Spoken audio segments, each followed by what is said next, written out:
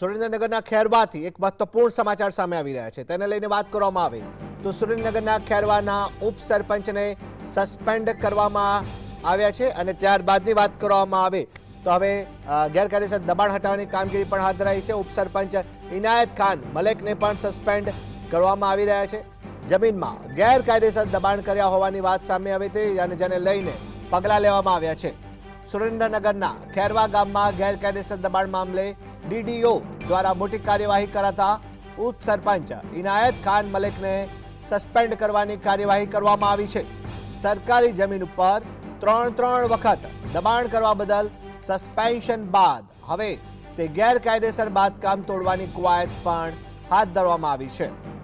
આ મામલે ગામના સરપંચ અને પંચાયતના સભ્યોએ સસ્પેન્ડ કરાયેલા ઉપસરપંચ વિરુદ્ધ લેન્ડ ગ્રેબિંગ એક્ટ હેઠળ કડક ગુનો નોંધવાની પણ દાખલ કરવાની પણ માંગ કરી છે। હાલ વહીવટીતંત્ર દ્વારા દબાણ દૂર કરવાની કાયદેસરની કાર્યવાહી અને તપાસ હાથ ધરવામાં આવી છે।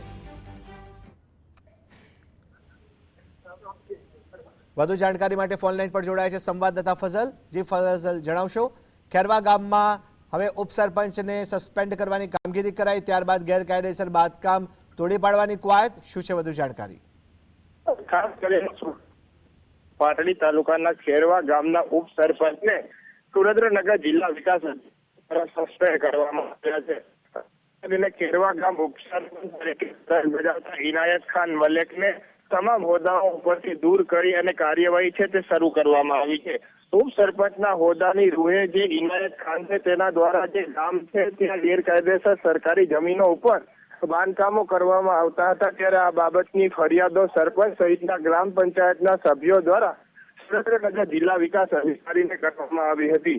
આ સંદર્ભે 3 વખત ગેરકાયદેસર બાંધકામ કરવામાં આવ્યા હતા તે તોડી પાડવામાં આવ્યા।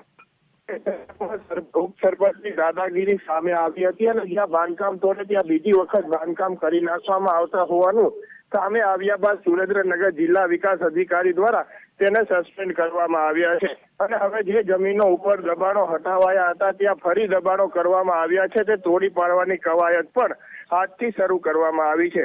ત્યારે સમગ્ર જે સસ્પેન્ડ કરાયેલા ઉપસરપંચ છે તેના વિરોધમાં લેન્ડ ગ્રેબિંગ એક્ટ હેઠળ ગુનો દાખલ કરવામાં આવે અને તેની ઉપર ગુનો દાખલ કરી અને કડક કાર્યવાહી કરી અને જેલમાં ધકેલવામાં આવે તેવી સરપંચ અને ગ્રામ પંચાયતના સભ્યો દ્વારા હાલ માંગ કરવામાં આવી છે અને આ સંદર્ભે જે ગેરકાયદેસર બાંધકામો જેસીબીથી તોડી પાડવાની કવાયત આજથી શરૂ કરવામાં આવી છે। જી ફઝલ, આપ જોડાયા, આપનો આભાર।